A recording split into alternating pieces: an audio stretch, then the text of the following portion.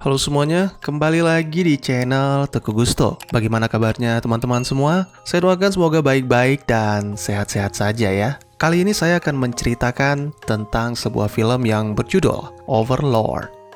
Adalah sebuah film fiksi ilmiah Amerika yang rilis di tahun 2018. Disutradarai oleh Julius Avery dengan naskahnya ditulis oleh Bill Ray dan Mark L. Smith. Film yang berdurasi 110 menit ini dibintangi oleh Wyatt Russell, Matilda Oliver, Pillow Asbeck, dan Jovan Adepo.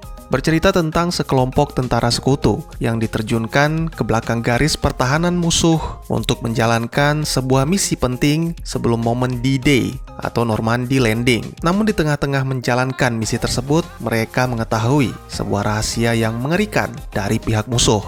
Daripada berlama-lama, mari kita langsung saja ke ceritanya. Film dimulai dengan sebuah siaran pidato tentang momen bersejarah yang akan terjadi, di mana para prajurit, baik dari Angkatan Darat, Laut, dan Udara, di pihak sekutu, akan memulai perang besar. Mereka akan menghancurkan seluruh mesin tempur Jerman, serta menghapus tirani Nazi dari orang-orang yang tertindas di daratan Eropa. Seluruh dunia percaya bahwa tentara sekutu mampu mewujudkan harapan mereka. Di dalam salah satu pesawat pengangkut, para tentara terlihat sedang bersiap-siap menunggu perintah dari komandannya. Berbeda dengan yang lain, prajurit Edward Boyce terlihat begitu tegang, sehingga dia menjadi bahan candaan rekan-rekannya. Tak lama kemudian, Sergeant Rensin menghampiri mereka untuk memastikan telah memahami segala hal tentang misi mereka, yaitu terjun di wilayah Ciel Blanc, Prancis, untuk meledakkan sebuah menara gereja di mana tentara Nazi meletakkan radio jammer untuk mengganggu sinyal komunikasi. Mereka diberikan waktu sampai pukul 6 pagi untuk menyelesaikan misi, karena akan ada 120.000 tentara sekutu yang akan berperang dengan Nazi di pantai Prancis, dan pastinya mereka membutuhkan dukungan dari Angkatan Udara. Nantinya pasukan itu akan dipimpin oleh Corporal Ford sebagai wakil komandan dan juga ahli peledak. Pesawat mereka pun telah memasuki wilayah musuh. Sebuah tembakan meriam berhasil menghancurkan mesin di sayap kanan. Ditambah lagi peluru-peluru senjata mesin menembus kabin pesawat hingga mengenai beberapa tentara.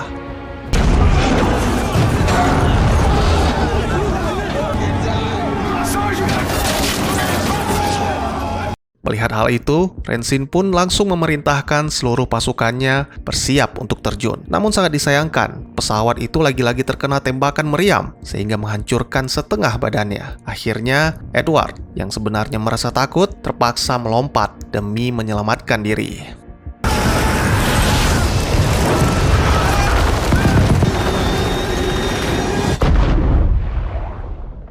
Edward mendarat di sebuah danau. Setelah dia berhasil melarikan diri dari pasukan Nazi, tiba-tiba saja dia melihat Sergeant Rensin yang sedang terkepung. Sebenarnya Edward sangat ingin menyelamatkan Rensin, namun Ford langsung menghentikannya karena itu sama saja seperti tindakan bunuh diri. Bagaimanapun mereka mencoba, tidak akan mampu menghadapi 10 tentara Nazi sekaligus. Apalagi melihat cara Edward memegang senjata yang seperti amatiran. Akhirnya mau tidak mau mereka terpaksa membiarkan sang komandan dibunuh oleh tentara Nazi.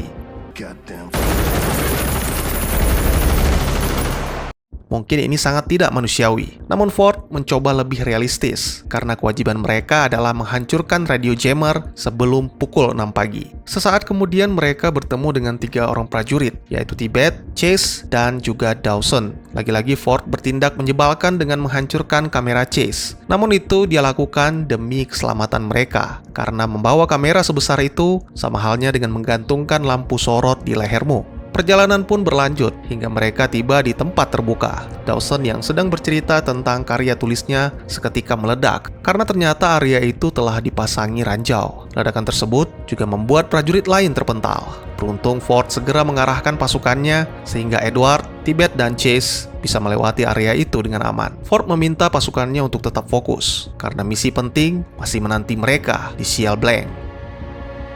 Pemandangan di hutan itu benar-benar mengerikan. Banyak mayat-mayat yang digantung di pohon, yang mungkin itu tentara sekutu atau penduduk lokal. Lalu mereka menemukan bangkai hewan yang isi perutnya telah terburai. Tidak ada seorang pun dari mereka yang bisa mengidentifikasi hewan apa itu, karena wujudnya yang sangat aneh.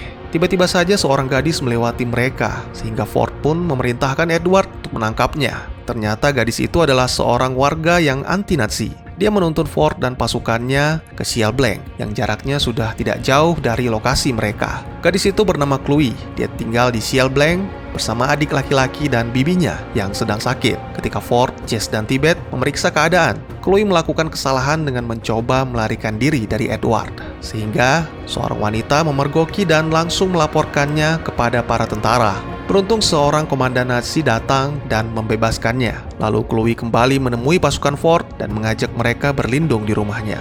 Ketika mengatur strategi, mereka mendengar suara teriakan dari luar rumah. Sepasang suami istri diperlakukan dengan kejam oleh para Nazi. Bahkan karena terus melawan, sang istri pun ditembak mati. Itulah yang terjadi kepada orang tua Chloe di masa lalu. Ayah dan ibunya diseret ke gereja dan hingga kini tak pernah kembali. Akhirnya Tibet dan Chase diperintahkan untuk memeriksa para anggota di titik temu. Sedangkan Edward akan mengawasi rumah Chloe. Ketika berada di depan kamar bibi Chloe, Edward mendengarkan suara batuk sekaligus geraman. Karena penasaran, pria itu pun memberanikan diri memeriksa kamar tersebut. Dan tiba-tiba saja, dia melihat sosok menyeramkan berdiri di balik pintu, menatap sambil menggeram. Entah penyakit apa yang diderita wanita itu. Chloe menghampiri Edward untuk mengobati lukanya, juga ditemani seorang bocah laki-laki bernama Paul yang merupakan adiknya Chloe. Mereka saling bercerita tentang latar belakang masing-masing, sembari Chloe melanjutkan cerita mengenai orang tua dan juga bibinya. Hanya bibi Chloe yang kembali dalam keadaan hidup. Namun sejak saat itu, bibinya tidak pernah berbicara lagi hingga menjadi seperti sekarang. Tidak ada yang mengetahui apa yang dilakukan tentara Nazi di dalam gereja. Menurut rumor yang beredar, ada seorang ilmuwan gila yang melakukan penelitian di ruang bawah tanah demi mendapatkan kekuatan. Dokter itu sering menyebutnya dengan ilmu pengetahuan. Namun para penduduk mengetahui bahwa itu hanya alasan untuk menghabisi mereka.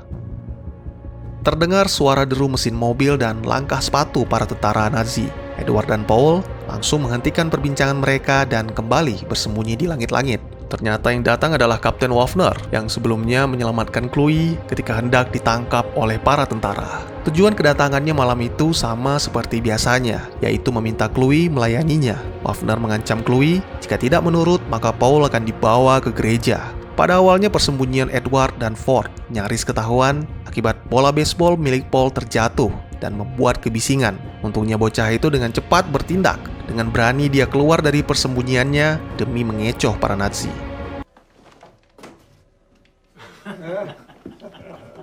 Edward tidak bisa tinggal diam melihat apa yang dilakukan Wafner terhadap Chloe. Bahkan dia sampai mengabaikan larangan Ford demi menyelamatkan gadis itu. Tindakan yang dilakukan Edward benar-benar dapat membahayakan misi. Setelah meringkus Wafner, Edward diperintahkan untuk mencari Tibet dan Chase karena mereka harus segera menuju ke menara.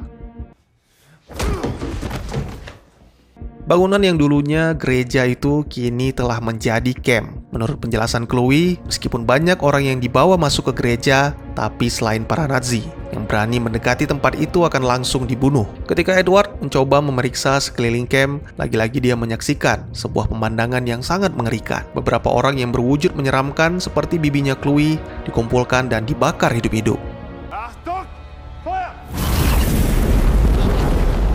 Tanpa sadar, ternyata seekor anjing penjaga memergoki Edward. Sehingga mau tidak mau, pria itu melarikan diri ke dalam sebuah truk yang berisi mayat-mayat tentara. Truk itu pun membawa Edward ke dalam camp. Di sana, dia menemukan beberapa dinding tebal dengan lubang kecil, yang mana awalnya ada seorang pria yang terkurung di sana. Namun setelah kunjungan dari seorang ilmuwan, secara misterius, wujud pria di balik dinding itu berubah menjadi monster. Di ruangan lain, Edward juga menemukan orang-orang yang dibungkus dan digantung di atas sebuah wadah. Seorang wanita yang masih hidup, walaupun anggota tubuhnya hanya kepala dan tulang. Dan yang terakhir, Edward menemukan Jacob sedang terbaring dengan sebuah pipa besar yang terhubung ke perutnya. Seorang ilmuwan dan pengawalnya masuk ke ruangan tersebut. Mereka menyuntikkan cairan misterius kepada mayat laki-laki. Dan sangat mengejutkan, mayat itu bisa hidup kembali. Namun tubuhnya sama sekali tidak terkendali dan juga tidak memiliki kesadaran. Setelah keadaan benar-benar aman, Edward pun berniat membebaskan Jacob. Sebelum itu, Jacob harus menahan rasa sakit yang luar biasa karena jarum suntik yang menancap di perutnya harus dicabut terlebih dahulu.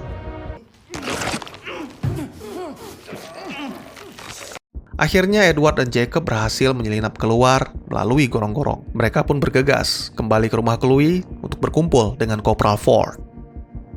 Sementara itu di rumah Chloe ternyata Tibet dan Chase sudah kembali. Malah kini mereka berdua merasa cemas karena mengira bahwa Ed telah tertangkap. Tak lama kemudian Ed pun kembali dengan membawa Jacob bersamanya. Dalam keadaan panik dan ketakutan, dia menjelaskan apa yang dilihatnya di camp serta sebuah alat suntik berisi serum yang sedang diteliti oleh ilmuwan Nazi. Waffner sangat terkejut ketika Ford menunjukkan serum tersebut. Walaupun setelah menerima tendangan, Waffner tidak menjelaskan kandungannya, namun dia mengakui serum itu dapat mengubah kehidupan penduduk desa menjadi lebih berguna. Emosi Chloe tiba-tiba meledak setelah mendengar kalimat Waffner. Dia langsung menancapkan sebuah belati ke paha Waffner dan menikmati penderitaan pada wajah pria itu.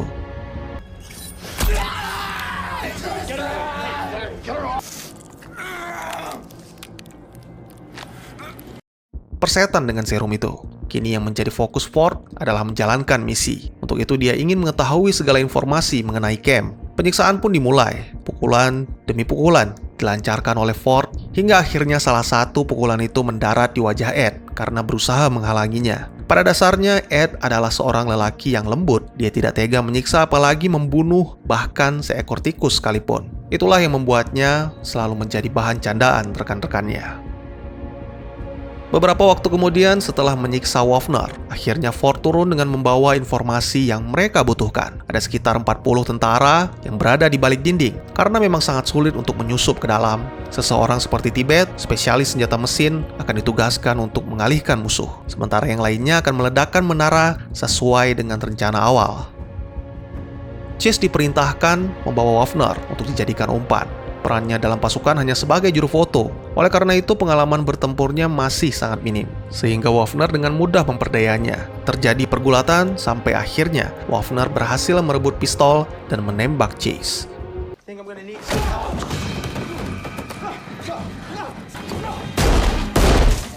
Kemudian Ed datang dan langsung menerjang. Tambah satu tendangan keras dari Tibet membuat Waffner kembali terkapar. Tidak ada yang bisa dilakukan oleh Chloe untuk mengobati Chase karena peluru bersarang tepat di jantungnya. Chase tidak ingin berakhir seperti ini. Namun jika memang harus, dia ingin mati bersama kameranya. Sejak meledaknya pesawat pengangkut, Edward lah yang merasa paling terpukul akan kematian rekan-rekannya. Tidak ingin lagi merasakan hal yang sama. Tanpa pikir panjang, pria itu meraih serum yang dicampakkan Ford dan menyuntikkan langsung ke jantung Chase. Pada awalnya tidak terjadi apa-apa. Ford meminta Ed untuk menerimanya karena dalam peperangan kita bisa kehilangan siapa saja, termasuk diri sendiri. Namun sebuah keajaiban terjadi.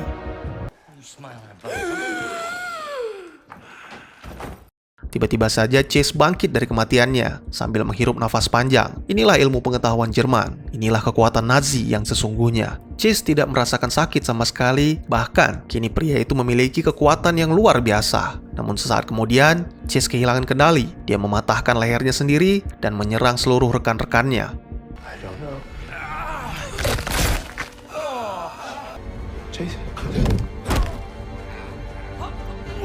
Ford pun berusaha mengakhiri penderitaan Chase dengan menembaknya. Sangat mengejutkan, tembakan-tembakan itu tidak memberikan efek apapun. Akhirnya, Ed menghantam kepala Chase dengan senapannya hingga hancur.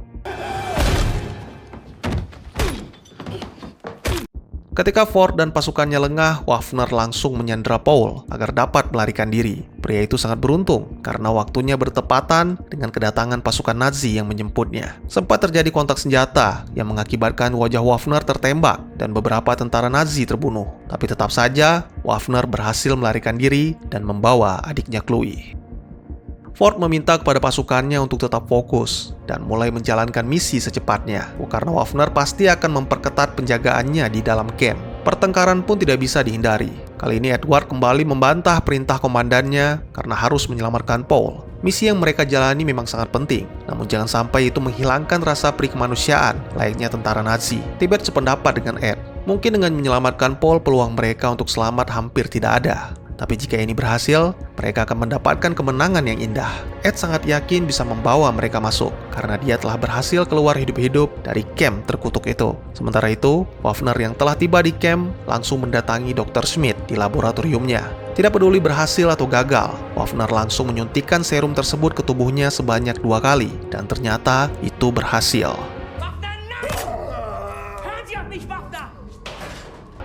kembali ke Ford dan pasukannya. Setelah menyusun rencana, mereka pun bersiap di posisi masing-masing. Awalnya Chloe akan menjadi umpan untuk memancing seorang tentara Nazi. Lalu setelah berhasil, ia menjadikannya sebagai pengalih perhatian dengan meletakkan granat di mulut dan beberapa dinamit pada kendaraannya.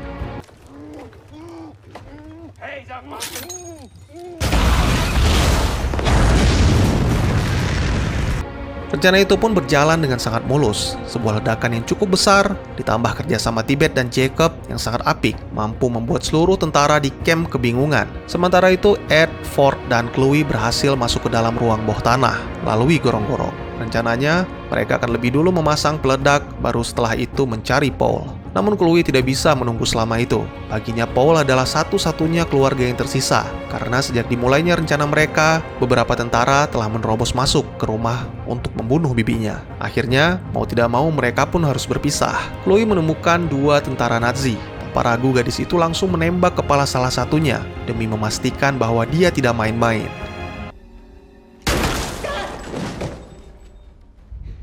Di tempat lain, Ford dan Ed berhasil membunuh seorang petugas yang sedang melakukan komunikasi.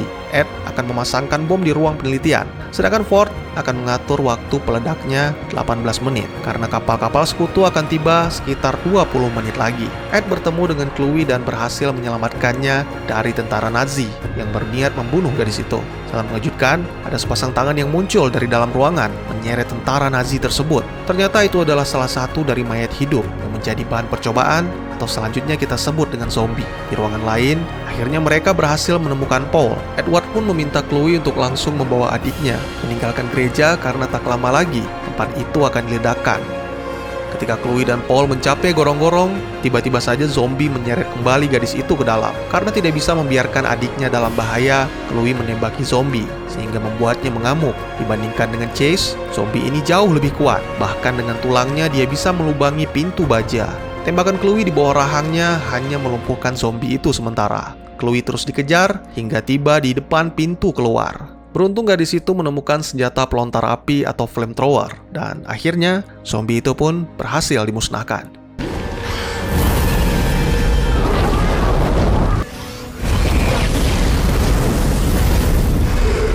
Di tempat lain, Kopral Ford yang sedang memasang peledak dihampiri oleh Waffner. Tibalah saatnya pembalasan. Kini tubuh Waffner menjadi lebih kuat dan cepat, sehingga dengan mudah mengalahkan Ford. Waffner mengaku sangat berterima kasih, karena berkat Ford, Waffner bisa menjadi seperti sekarang, memiliki kekuatan Tuhan. Edward yang berada di ruang penelitian berhadapan dengan Dr. Smith. Ternyata walaupun seorang dokter, tapi pria itu cukup tangguh. Beruntung Ed memanfaatkan belati yang digunakan Smith untuk menyerang balik hingga akhirnya berhasil membunuh sang dokter.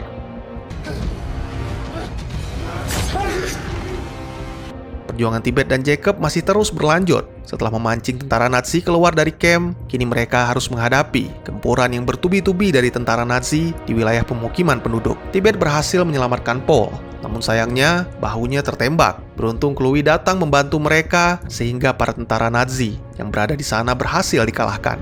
Pertarungan di gereja semakin sulit. Ford tidak hanya dihajar hingga babak belur, tapi tubuhnya juga digantung pada pengait daging. Kemudian Waffner sedikit menjelaskan tentang kandungan serum yang mana berasal dari cairan kuno atau disebut black tar yang terdapat di dalam tanah Prancis. Bantuan dari Edward pun datang, namun sangat disayangkan. Sama halnya seperti Chase, tembakan-tembakan itu tidak akan mempan terhadapnya. Bahkan Edward dihajar habis-habisan hingga kepalanya direndam ke dalam air.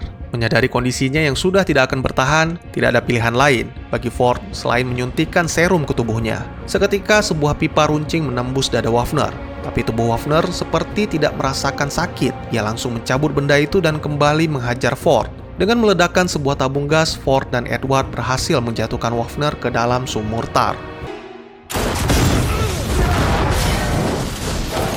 Merasa tubuhnya akan segera bermutasi, Ford memerintahkan Edward untuk meninggalkannya dan menyelesaikan misi mereka menghancurkan menara. Aku tidak akan bisa sembuh, dan aku juga tidak bisa membiarkan pihak kita memiliki serum terkutuk ini. Dugaan Ford benar bahwa Waffner akan bangkit kembali. Bersama beberapa tentara zombie, Waffner berniat untuk kembali memulai pertarungan. Namun Ford merasa semuanya sudah cukup. Kesadarannya semakin lama semakin hilang, dan bukannya tidak mungkin, dia akan segera bermutasi seperti Waffner. Akhirnya, dengan menggunakan dinamit atau C4, sang kopral mengakhiri pertarungan itu sekaligus mengakhiri hidupnya.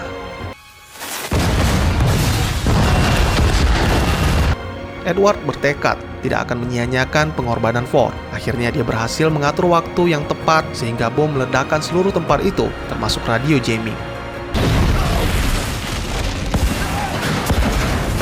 Dengan sisa-sisa tenaganya, Edward melangkah kembali untuk berkumpul dengan rekan-rekan seperjuangannya, yaitu Tibet, Jacob, dan juga Chloe. Sebuah pemberitaan tentang berhasilnya pihak sekutu mendaratkan pasukannya di Prancis Utara menambah manisnya kemenangan Edward dan rekan-rekannya.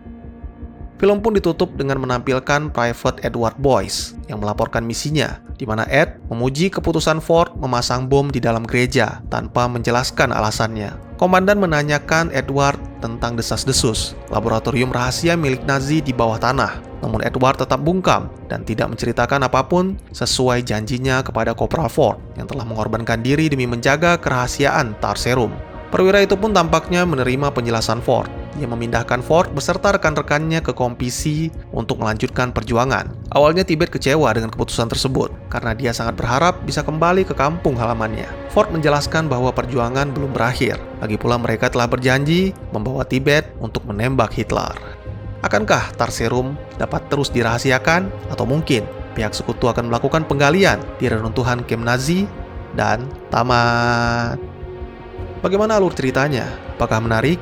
Walaupun tidak terlalu berfokus kepada zombie, tapi film Overlord ini cukup menegangkan. Ada sedikit aksi-aksi heroik yang ditunjukkan demi memegang teguh rasa kemanusiaan, terutama pada Edward, seorang tentara yang dianggap terlalu lembut oleh rekan-rekannya, tapi pada akhirnya dialah yang memiliki tekad paling kuat sehingga menentang perintah komandannya. Mari kita masuk ke segmen penjelasan. Overlord tidak terlalu detail menjelaskan tentang bagaimana Dr. Schmidt mengembangkan serum. Namun menurut penjelasan dari Wafner, cairan misterius itu ditemukan di dalam tanah Prancis, tepatnya di bawah gereja yang mana diyakini telah berada di sana selama berabad-abad. Setelah menemukannya, Nazi membangun semacam sumur di mana tempat Wafner terjatuh akibat ledakan, serta mengubah gereja itu menjadi tempat penelitian. Tujuannya sudah pasti, untuk memanfaatkan potensi demi menciptakan tentara dengan kemampuan super, atau seperti istilah yang sering kita dengar di film-film Marvel, yaitu Super Soldier, di mana mereka bisa bertahan hidup hingga 1000 tahun, seperti yang dikatakan oleh Wafner, Tausendjähriges Reich. Untuk memurnikan zat tersebut, pada awalnya Schmidt menyuntikkan ke penduduk setempat yang pastinya berakhir dengan kematian. Namun dari situ, dia berhasil mengembangkan serum tersebut sehingga hasilnya sangat luar biasa karena mampu menghidupkan orang mati meskipun mengalami luka parah atau terpotong-potong seperti wanita yang masih hidup walaupun hanya tersisa kepalanya. Efek sampingnya sendiri masih belum bisa dipastikan karena mutasi pada tiap orang berbeda-beda. Saya yakin bahwa Schmidt juga telah melakukan uji coba terhadap anjing. Ini berdasarkan dari temuan bangkai hewan oleh tim Ford sebelum bertemu dengan Chloe. Wafner menjadi satu-satunya orang hidup pertama yang menerima serum dalam tubuhnya. Seperti yang kita saksikan, pendarahannya seketika berhenti. Lalu beberapa jam kemudian mutasi membuatnya menjadi gila karena berpikir serum itu bisa membuatnya menjadi Tuhan. Awalnya saya berpikir bahwa serum ini dapat membuat yang jahat menjadi semakin jahat, sama halnya seperti Red Skull di film Captain America First Avengers. Tapi ternyata saya salah. Ford yang mungkin memiliki sedikit sifat jahat dalam dirinya juga merasakan mutasi yang membuat kesadarannya sedikit demi sedikit menghilang. Tapi belum bisa saya pastikan juga apakah hasilnya akan berbeda jika disuntikan kepada Edward. Sangat mengejutkan, pada akhirnya Edward memiliki visi dan misi yang sama dengan Ford, yaitu menghancurkan seluruh gereja agar pihak manapun tidak dapat memiliki Tar Serum. Sebuah keputusan yang sangat berani, mengingat bahwa Amerika berada di tengah-tengah perang negara lain, yang mana belum tentu dimenangkannya. Film ini tidak benar-benar memiliki pesan bahwa baik sekutu maupun Nazi sama buruknya, karena di sini Amerika mencoba membebaskan Prancis dari Nazi. Namun tindakan Ford menjadi bahan renungan bahwa Ed tidak sepenuhnya berada di pihak yang benar-benar baik. Contohnya seperti Ford, sebagai komandan, dia sama sekali tidak mempedulikan kematian rekan-rekannya, menyiksa Wafner demi mendapatkan informasi, bahkan mengabaikan keselamatan adik Chloe, gadis yang jelas-jelas telah membantu timnya. Demi keberhasilan misi, apapun akan dilakukannya. Sedangkan Edward menggunakan serum secara tidak bertanggung jawab, karena tidak ingin kehilangan rekannya, dia menyuntikkannya ke Maya Chase. Kemudian sebagai konsekuensinya, bahkan dia harus membunuh rekannya sendiri. Banyak rumor beredar menyatakan bahwa film ini merupakan sebuah prequel dari Cloverfield. Tapi di sini saya tidak menemukan adanya keterkaitan, kecuali tema yang mirip dengan The Cloverfield Paradox, yaitu bahwa walaupun dilandasi dengan niat baik, siapapun yang berani mengusik alam semesta harus berhadapan dengan bencana. Mungkin saja karena kita tidak mengetahui nasib bibinya Chloe yang ditembak oleh tentara Nazi. Chloe hanya mendengar tembakan dari luar rumahnya, tapi seperti yang kita ketahui bahwa tembakan tidak akan mempan pada zombie, ditambah lagi tentara-tentara itu tidak membawa flamethrower. Bisa saja si bibi bangkit dan membunuh semua tentara, lalu melarikan diri ke hutan. Kemudian wanita itu ditangkap oleh tentara sekutu untuk diteliti dan terciptalah serum super soldier yang lebih sempurna. Karena saya pikir mutasi hanya terjadi pada fisiknya. Wanita itu tidak pernah menyerang Chloe, Paul, bahkan orang yang baru dilihatnya seperti Edward. Jadi apakah mungkin serum dari darah si bibi bisa melahirkan Kapten Amerika atau malah makhluk lain yang lebih mengerikan? Bagaimana menurut kalian? Bagi teman-teman yang punya teori tentang film ini, ataupun ingin berdiskusi, atau mungkin juga teman-teman punya referensi film lain untuk kita review, silahkan tuliskan di kolom komentar, atau bisa DM ke Instagram saya di @tekugusto. Insya Allah pasti akan saya baca. Mari kita jadikan kolom komentar sebagai sarana penambah wawasan dan menciptakan jalinan persaudaraan, bukannya malah menjadikannya sebagai tempat pembulian sehingga menciptakan permusuhan. Terima kasih teman-teman semua. Sekian dulu video kali ini dan jangan lupa share, like, dan subscribe karena dukungan dari kalian sangat berharga bagi saya demi perkembangan channel ini. Saya Gusto, sampai jumpa di video selanjutnya. Dadah!